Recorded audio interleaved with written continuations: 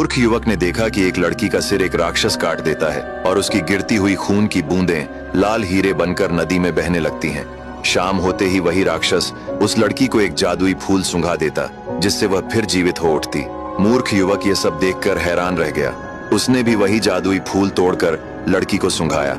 लड़की जीवित हो उठी और एक जवान युवक को देखकर बहुत खुश हुई। फिर दोनों मौज मस्ती करने लगे। ये क्रम कई दिनों तक चलता रहा। एक दिन युवक ने उस स्त्री से कहा, तुम राक्षस से पूछो कि उसके प्राण कहाँ हैं। मैं उसे मारकर तुम्हें आजाद करना चाहता हूँ। अगले दिन स्त्री ने राक्षस से यह राज पूछा।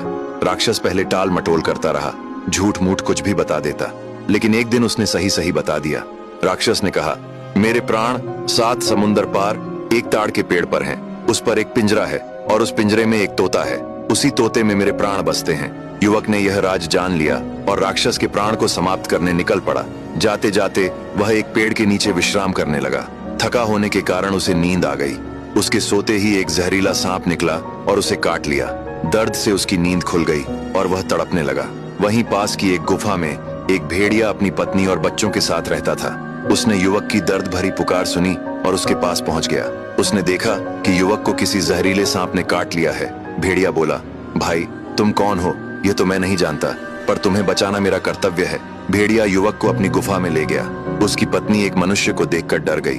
भेड़िए ने कहा, डरने की कोई बात नहीं, यह एक भला मनुष्य है। इसे जहरीले सांप ने काटा है और हमें इसे बचाना होगा। फिर भेड़िया बोला, इसकी सिर्फ एक ही दवाई है। पहाड़ी के उस पार विषारिणी नाम के जीव रहते हैं, जिनका आधा शरीर मोर का और आधा इंसान का होता है। उनके सिर का गूदा यदि इसके घाव पर लगाया जाए तो वह उसके शरीर से सारा विष खींच लेगा। अब आगे की कहानी जानने के लिए देखिए अगला भाग।